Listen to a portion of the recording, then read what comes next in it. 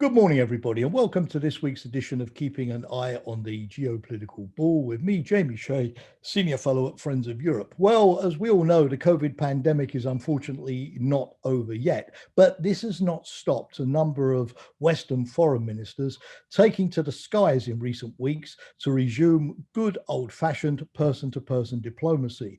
They haven't been going to Beijing because, of course, they would get a much cooler reception there than just a few years ago. So instead, Delhi, the capital of India, has become an attractive destination. This week, the French Foreign Minister, Jean-Yves Le Drian, is there. Recently, the US Defense Secretary, Lloyd Austin, and Boris Johnson has been trumpeting his upcoming visit to India, which he sees as a crucial plank of his new global Britain foreign policy. India during the Cold War was not always such an attractive destination as it was a fierce critic of the West, particularly over decolonialization, and it hewed closely to the Soviet Union. But of course, all of this has changed as the Indian economy has modernized and opened up.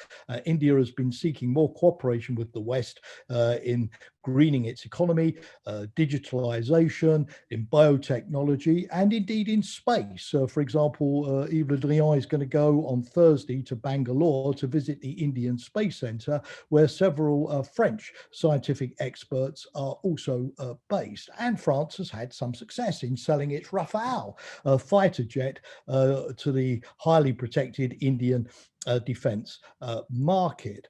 Also, for a long time, Europeans lamented that the EU was never really taken seriously by Delhi as a geopolitical partner, but this has changed. Prime Minister Modi has joined the Franco Alliance for Multilateralism. He's held a summit with the Nordic European countries to talk about the opportunities of the Arctic, and even a meeting with the Visegrad Four in Central and Eastern Europe. He's also been helpful to NATO in Afghanistan by investing in things that help NATO stabilization mission there, such as education, rural development, and agriculture.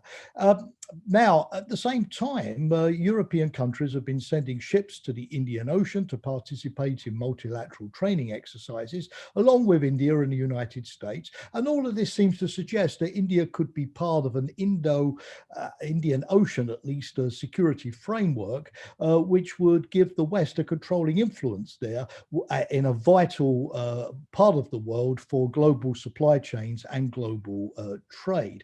Now, of course, the other big interest in India, particularly from the Biden administration, is that it could be part of a new club of democracies that the Biden administration is trying to put together to contain Chinese influence in the Indo-Pacific.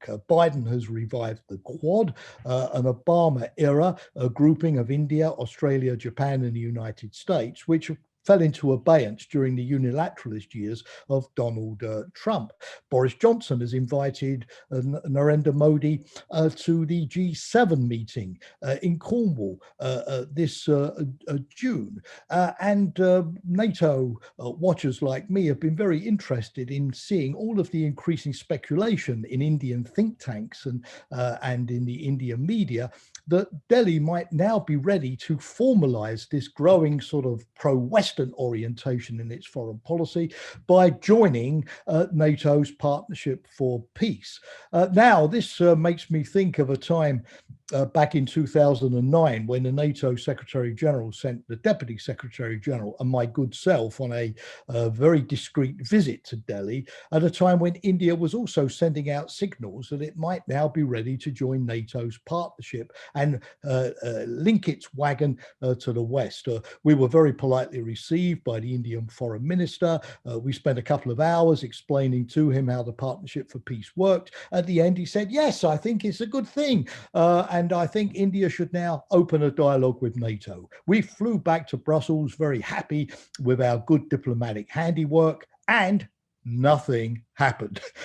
India never did start the dialogue. It looked at the option and decided to stay where it was. I recall this anecdote because I continue to be skeptical that India will really renounce its traditional post-independence foreign policy of, on the one hand, independence, and on the other hand, keeping a foot both in the East and the West. And I say this because although many people thought that the growing confrontation between India and China up on the Himalayan plateau, where there was some shooting over the past months and Indian soldiers were killed, although they believed that maybe this would drive Delhi closer to the West, I see now that India and China have had a dialogue. They've drawn down their forces. They've agreed to some confidence building measures up there. And just last week, India also hosted the Russian Foreign Minister, Sergei Lavrov, and made it clear that it would continue to have a healthy trading relationship with Russia in things like arms and energy and technology. India has joined the Shanghai Cooperation Organization, heavily influenced by Russia and China,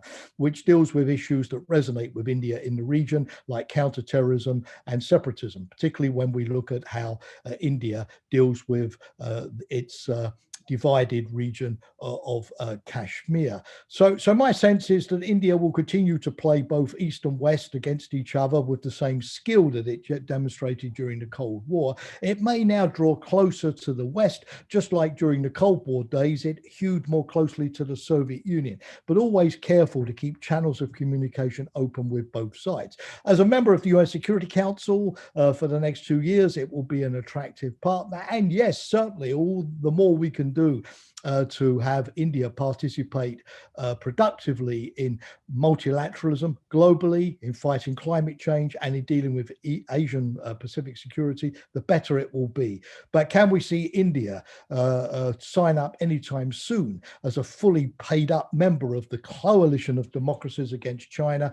There I'm skeptical. And if this coalition is to be based on genuine democratic principles, then of course Prime Minister Modi's treatment of his Muslim population and the recent highly controversial law making it harder for Muslims to achieve Indian citizenship is not going to be very appetizing to Western liberals. So watch out for India, but it's going to require more diplomacy than that which I was able to demonstrate during my ill-fated trip to Delhi back in 2009. Thank you for watching. Thank you for listening. And I look forward to engaging again, this time next week.